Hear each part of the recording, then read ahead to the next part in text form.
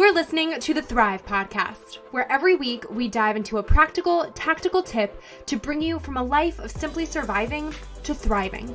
It's personal development for the everyday girl who is done with coasting through her days, done with feeling like she's missing out on the deeper meaning of her own life, and done with mediocrity once and for all. Because it's not enough to simply survive. You deserve to thrive. There's no one who particularly likes hearing the word no. It can be a punch to the stomach that can make you question everything from your career path to your partner to your decision-making skills. When Lucy Bedewi was told she had, quote, too strong of a personality, end quote, for a job, she felt the feels, then did something with it. Lucy took the rejection as redirection and went on to launch her own business at age 21, making six figures in her first full year and becoming the writer behind many international corporations, fast growth startups, world famous bakeries, seven-figure coaches, and more. Today on Thrive, Lucy's strong personality shines, and she dives deep into tips for bouncing back and forward after hearing no. We talk about knowing when and how to take the reasoning for a no to heart versus when to brush it off. And Lucy also shares specific mindset shifts you have to take when you do inevitably hear no. Stay tuned through this episode. Give it 5 stars if you like what you're listening to. And now, welcome, Lucy. Hi, thanks so much for having me. Yay! So, friends, if you have ever heard the word no, then today's episode is 100% for you. So, we have got my new friend Lucy on Thrive today, and I would say she's probably an expert in being told that you are too much and turning that into something really positive for yourself, like a six-figure business that helps a whole lot of women, which we love to see it. So, Lucy, kick us off with an introduction of you and tell us about kind of your backstory that brought you here today. Absolutely. So, I always like to start my story in college where, I think a lot of us can relate to the fact that you have no idea what you want to do with your life. And all you see is everyone seeming to know what they want to do with your life. And you're thinking, okay, well, that's awesome that you guys have all this clarity, but I'm interviewing for jobs that I just don't really think are my thing. So from there, what I did is I still interviewed for jobs. I still tried to take the linear path that I thought was, supposed to be for me. And I had an interview, and it's one of those interviews that I thought I crushed. There's obviously those interviews where you're like, oh, maybe they liked me, maybe they didn't. But I was no, I presented a whole company vision, off the cuff. So when they said, no, we don't think you're a good fit for the role, I was genuinely surprised. So I did what I was supposed to do. And I asked for feedback because I was I'm going to optimize my performance for next time. And they said, we thought you had too strong of a personality for the role. And I like to say that that was my it's on moment. It kind of fueled my story with a little bit of healthy spite. And that was really obviously, growing up as a kid, especially as a woman, you're told be less quiet, sit in your seat, follow the rules. But that was really the first time it felt like a slap in the face. I was oh my gosh, I really thought this was a good role for me. I thought the team really liked me. So hearing that was whoa, I mean, maybe I do need to water it down if I'm going to get a job, or maybe this is not the right industry. And I think the best way I could describe it is it just kind of feels like someone punched you in the stomach. You're whoa, the wind got knocked out of you, and you just kind of question who you are and if you're even on the right path. For sure, for sure. And I feel like that's such a tough situation too, because it can very much be industry specific. Not all personalities are a fit for all industries. And that can be such a slap in the face if you are interviewing or you're pursuing a job field based on your passions or your interests or what you might be good at, so to speak. And then you realize oh, wait, this is totally not fitting my personality. Cause I was the same way in college where I quickly realized, ooh, corporate accounting, absolutely not for me. Or these intense finance things. I'd have to wear one power suit for my entire life and be very buttoned up and not have my personality shine through. I was yeah, that's not gonna work. That's really not gonna work. So I feel you. And that could be really daunting, but also it really could throw you for a loop, I feel like you said, where especially when you're just starting out, where you have to question, like, wait a minute, is this the industry or is this me? Or do I change or do I change my direction? So walk us through a little bit of your thought process then once you heard that. Like, first of all, how did you react? Because that's kind of like for someone to say that to your face, I feel like is kind of ballsy in today's world. And then what was your thought process from there for kind of navigating what to do next? Yeah, I mean, I feel fortunate that I was on an audio call when that was said to me. So I was able to just let my face do whatever my face was going to do. And I think the first thing I did is I just felt really mad. To be completely honest, I just felt so like it just the whirlwind of emotions were in such a negative direction of just I wanted to like call my mom and like bad mouth the company because like that's what you do when you're mad. You want to go on like a big rant. So I remember I like went out for pho soup with some of my closest friends, and they got corporate jobs and they interview really well, and they just said, well, in corporate they're not really looking for an entrepreneur. And I'm just like, oh, okay, that even hit harder than the original news.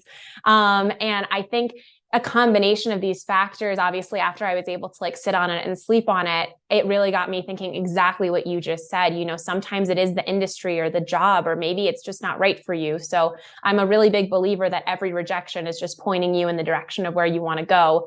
It's just kind of hard to not be mad about it. So it's a matter of like feeling your feelings initially, but then realizing, maybe this is a blessing in disguise. Absolutely. I love to say rejection is just God's redirection. So it doesn't have to be taken personally all the time. Now, was this different or the same story? I feel like I saw somewhere you had said you were fired from your first part-time job after 90 days. So is this This another is different. rejection? Oh, Yep. good. Tell us this one too, because this really like piles it on for everybody. I love it. I feel like this podcast is going to be titled like Lucy can never go to the corporate world no Lucy matter does what not get a happens. job. Lucy has put a black mark on her corporate career forever. So essentially, when I was trying to do the entrepreneur thing, fresh out of college, I obviously had a lot of imposter syndrome. I was like, maybe I'm being really reckless, just like trying to do this on my own. So I was like, let me get a part-time job. I knew some of my skills were all over the place. I was like, I'm good with people. I'm good with social media. I have a marketing degree. So I was like, I feel like I can kind of wiggle something together. And I started working for a company that was a startup. And I really believed in their mission. And I just thought that it was going to be such an amazing opportunity. But as soon as I walked into the job, it was, I don't want to, come on too hard on anyone on this show, but it was just like not the environment that I wanted to be in. It was a lot of like, you're going to do it my way or it's wrong. And I was constantly being put in positions that I was not good at. Like I was being told to look over the spreadsheets and do like all of these really intense detail administrative things. And I came in on a more people facing role.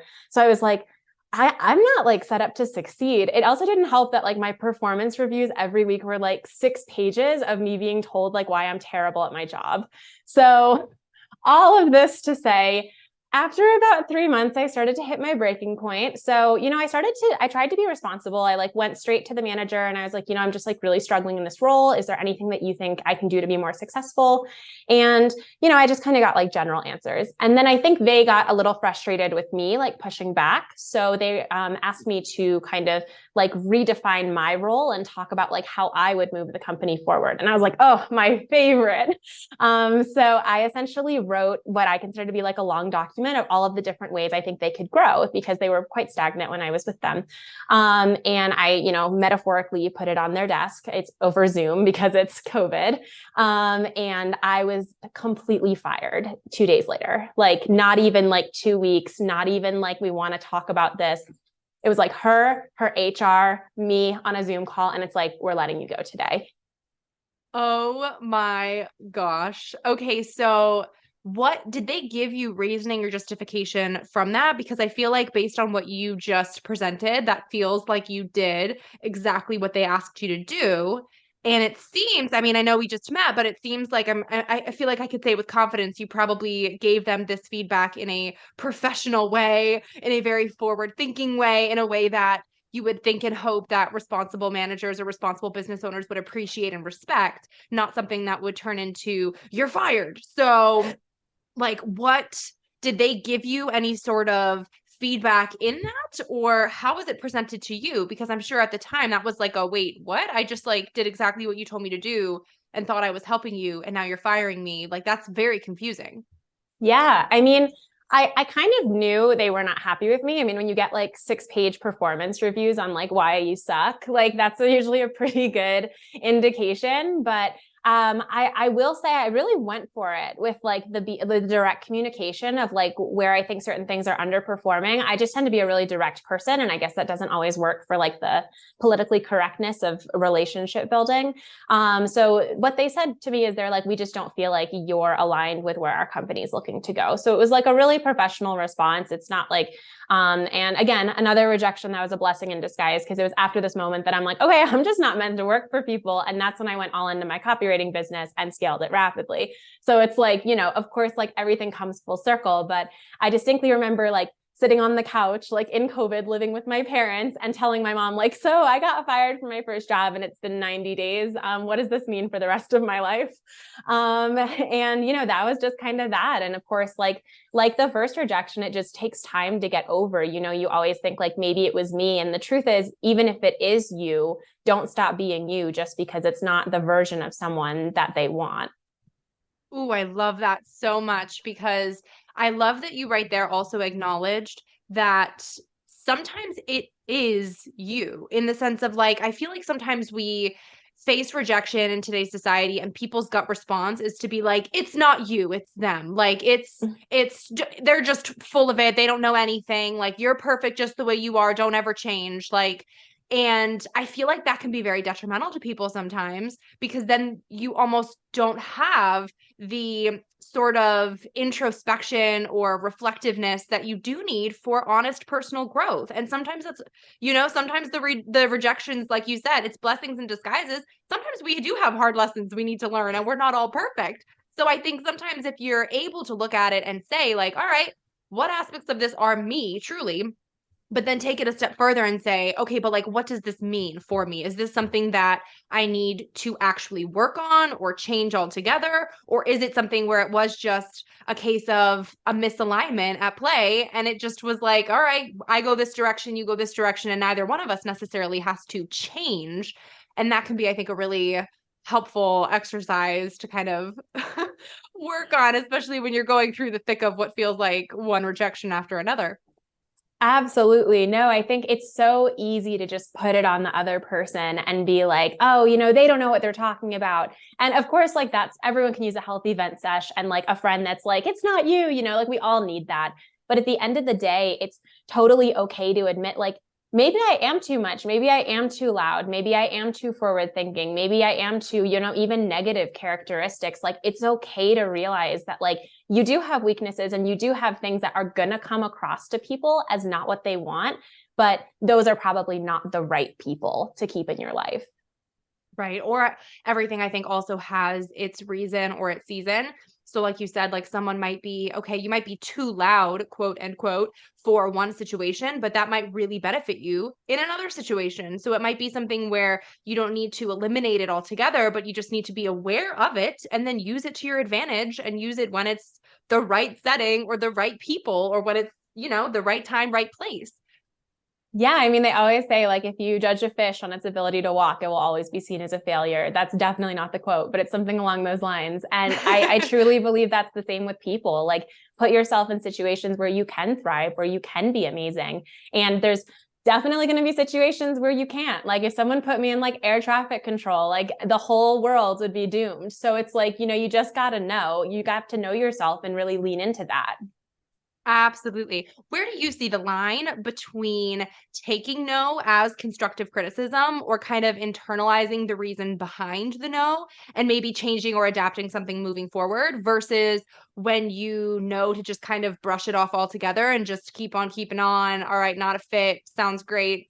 See you never. Because like we said, like there's that gut reaction in today's society to just say, well, if they said no, screw them, do something else. Like, what do they know? So I would love to hear your perspective on kind of navigating the differences, and when you look at it as like a, okay, I will take that and take that to heart in some capacity, versus when you look at it as like, yeah, we're just not compatible. Yeah, I mean, I think I always talk about these two rejection stories because they're so concrete, but like the rejection only got like more and more rejecty when I went into entrepreneurship. So I think that's really helped me, especially because the rejections are daily. Like as an entrepreneur, it's just like the reality of life. And so that's like where I've had to really get selective about like what am I going to listen to versus what I'm not.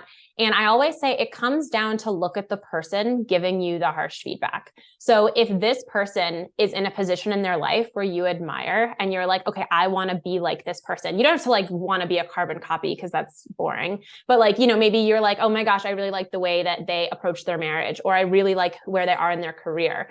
Okay, then that's like valid because it's coming from someone who, probably wants to elevate you, probably is coming from a good place. But I think the rejections that really get under people's skin, and it shouldn't because it's just a waste of time if we're being really harsh and real, is the people who maybe are jealous or don't like you, or the people who, I don't want to say below you because I don't believe any people or anyone's like below anyone, but the people who, have an ulterior motive. They want to bring you down. And the unfortunate reality of the world is there's, of course, people out there. So it's just really like leaning into your intuition, your gut feeling, thinking, is this person telling me this because they want me to feel bad about myself, which in that case, that person should probably be limited in your life or not in your life if you have that luxury. Or are they telling me this because, they've been where I am and they can see a mistake that I'm making and they don't want me to keep repeating this pattern? I love that. I think that's super, super sound. What sort of mindset shift did you make then? Because obviously then you went on to create your own company after all of this. So do you think there was anything specific or tangible that you did at that point when you made the decision, like, all right, I'm going to pursue entrepreneurship? Obviously knowing that's not exactly it's not an easy or easier route by any means, but you knew at that point it was going to be the right fit for you. So did you have to kind of make any specific shifts to overcome imposter syndrome, or to kind of pick yourself up by the bootstraps and move forward confidently creating your own company after having just been told all of these things by people who did not want you to work with them?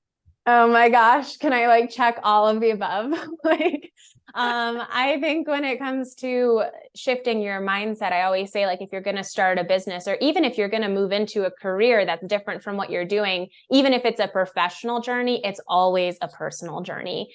And I think those mindset shifts, of course, I do some of like the cheesy cliche things like journaling and, surrounding myself with like podcasts that uplift me. But sometimes you have to go into like the shadow sides and you have to like really like relive those rejections and just like fully feel like what you want to feel. And most of the time when you're rejected, it's a lot of hurt and it's a lot of frustration and, your self-esteem takes a hit.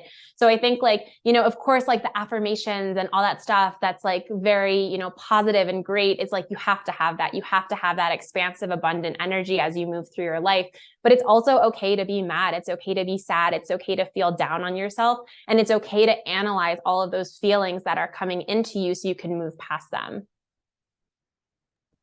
I think that's awesome because I mean, you're absolutely right. I think if we skate past things instead of truly feeling it, it's like you're just continuously putting a band-aid on a wound that like needed stitches. And you're just pretending that it didn't need stitches and it'll just, stop the bleed on its own. So I think if you're not truly taking a step back to, like you said, analyze it on a deeper level, really see, okay, what can I get out of this? Even if you look at your life with like a bird's eye view and you're looking at it from that almost third party perspective, not in your own emotions and in your own state, but if you're able to take that one step back where you can look at it as objectively as possible, I think sometimes that also helps to work through some of the emotions, because the second you approach it not from the deepest root of your own emotional pain, it almost helps you process it a little bit faster, I think, also, where you're able to kind of assess it, be like, all right, it's very valid that I feel XYZ, but then you can kind of think a little bit more clearly and create some sort of plan for moving forward in a productive and healthy way instead of just staying stuck in your feels. Oh, yeah. And I always like to tell people like, workplace drama, whether it's like, a manager who said something mean or if it's something more insidious, like, even if it's not workplace, even if it's like, moving into childhood or moving into a relationship, like that stuff really cuts deep. So if you are struggling with like this deep seated feelings of like not good enough and rejection, totally valid to go to therapy, get a mindset coach, invest in programs, and get help. Like, I think we all think we have to like get over these things by ourselves, but there's a reason why there's so many people out there who are there to help us. And I'm a big proponent of especially like executive coaching or whatever it is that you need. Therapy, of course. I love that like more people are being open about that. So I think it's just like knowing yourself and knowing how deep the wound is. And yeah, part of the getting stitches might be getting help to put yourself back together. For sure. Beyond business, I mean, like we just said, we hear no all the time in relationships and friendships and Yeah. family and love. Can you kind of shed light on ways to get past that little two-letter word in kind of the most productive, healthy way beyond business in those other capacities? Or I guess different ways that you look at it, depending on what scope of life, I guess you could say it is. If there's a different way that you think of no, if it's a relationship versus a family member who's in your life forever, maybe, versus, and how that might be different than the work life knows. Oh, yeah, for sure. I think, we can always compartmentalize professional life and be like, it's only a job at the end of the day. But when it comes to relationships, especially with your family and, love and partnership, that's where that stuff like really hurts because, you're building something with someone. There's years sometimes behind that. So for those no's, I think those are the ones, like I always talk about feeling into all of your rejection, allowing yourself to feel the negative emotions, but like you really need to let yourself like grieve. It can be as simple as, I mean, obviously the most like normal example is a breakup, like that just can shatter anyone. But even sometimes like, let's say, your mom or your dad is like really crossing a lot of your lines. And now that you're an adult, you have to set a boundary. And in setting that boundary, maybe they erupted and they just got so mad and they're like, you don't even love your family. Like, how could you set this boundary? Like, that's the kind of stuff that, of course, at some point there's going to need to be a dialogue, like if you want that dialogue, but more importantly, you're going to have to protect yourself and you're going to have to, tell yourself that the no doesn't mean something about you as a core. It might mean something about your behavior or you in a situation, but the no shouldn't chip away at who you are. Yes, the no is not a personal rejection of you as a human being and your worthiness of Mm-hmm. life on this earth. Like sometimes it's a rejection of Yeah. you in the breakup sense. Like it might feel a little bit more holistic, but I love the differentiation there between no, it's not no as a human being or like a you're not worthy, you're not enough, although we often internalize it like that and end up in therapy years later for that, but it's oftentimes more of like a no to a specific behavior, no to a specific just something. And if we can separate it and not internalize it as like a rejection of ourselves on the deepest level, it can be wow, it can be a lot less painful.